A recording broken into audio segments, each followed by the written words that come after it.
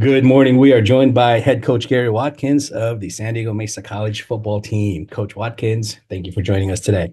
What's up, Bo? How's it going? Good, good. Hey, before we move forward, obviously big game tomorrow against RCC. Let's take a quick recap of the game against Southwestern College. 48-7 win. Would you say that was one of those all aspects of the games that you're pleased with? Yeah, I thought we played fairly well. It was a tough game Mhm. to prepare for. Obviously, Southwestern isn't having the season that they would like to be having. So it's kind of difficult sometimes to keep your team motivated to prepare and play Sure. to the level that you want them to. But I thought we did a great job during the week as coaches and players of staying focused, understanding what was at stake. We talked to them about it being a semifinal game for the King of the Mhm. County, right? And Yeah. so game 2 of 3, we need to take care of our business. August we set out a goal of winning the King of the County, and so just taking that next step towards accomplishing goal number 1 on our board. So Yeah. I thought our guys came out, that they played well, that they played hard, did what we needed them to do.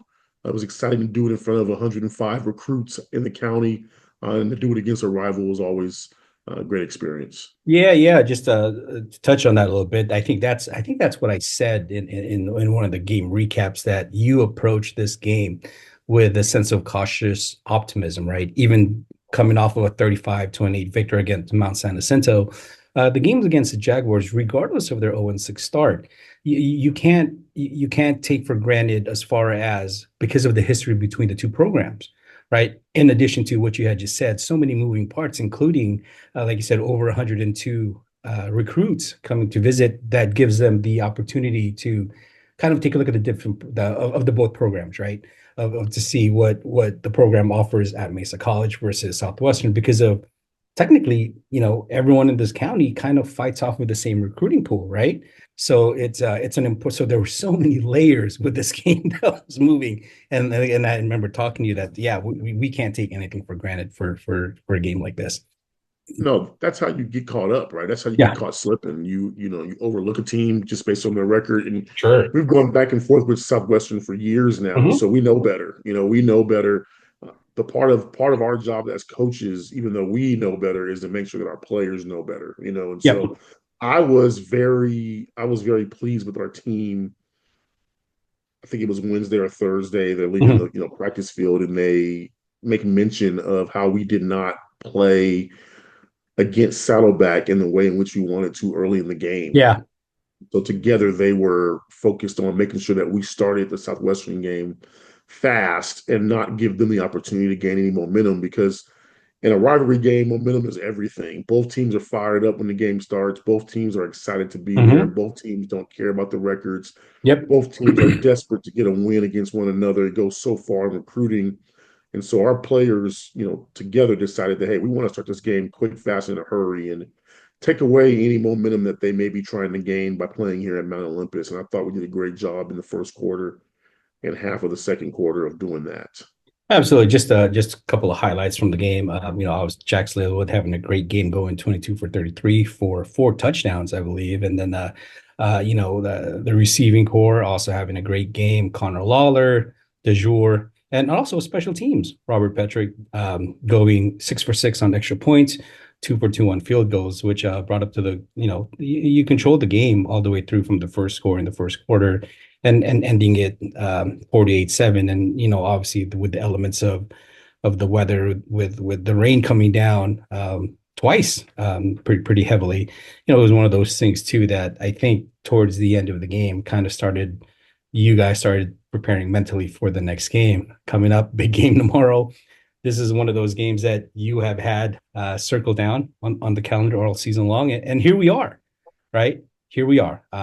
Technically, kind of say, well, this is probably for all the marbles, and which whatever happens in this game is going to kind of clear up some of the things that's going on, right? With this division. You know, uh, RCC 7-1. They're currently 5-0 in the National Southern League. We're obviously right underneath them with one loss that we had this season. So, tell me, what has been your message to the team this week?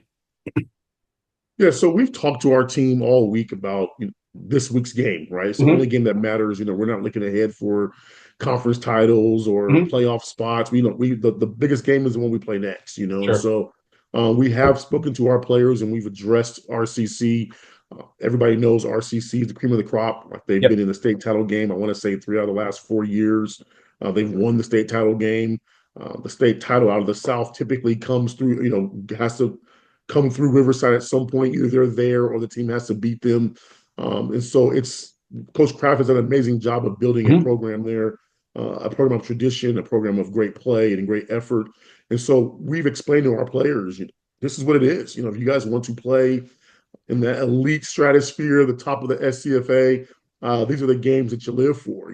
So we're excited about the opportunity. I told them on Monday, you're going to remember the games you play in November. November games are the ones you Yep. remember. And so it's an True. opportunity for us to go out against an elite program in the SCFA and go out there and play our best brand of football. I told our guys, we don't have to play the best game we've ever played. We need to play the best game we've ever played so far this year. We talk about peaking at the right time and playing to our level of performance, our standard of performance, and cleaning up some of the things that we've been able or fortunate enough to get away with throughout this season. We want to make sure that we're not making those mistakes on Mhm. Saturday. Riverside possesses the number one offense in the Mhm. state. They are putting up an ungodly amount of yards and points per Absolutely. game. Our defense is ranked really high, and so it's Mhm. going to be. I think our defense is ranked second in points per game given up, Yep. and I want to say first in in points, first in yards allowed in the national upper level junior college in Southern California, and actually in the state in the national level. So I think it's going to be strength versus strength, and so we It are is. super excited. I told our guys, we don't get any credit for anything we've accomplished in the previous however many weeks we played, 7 weeks or whatever it is at this point, Mhm. right?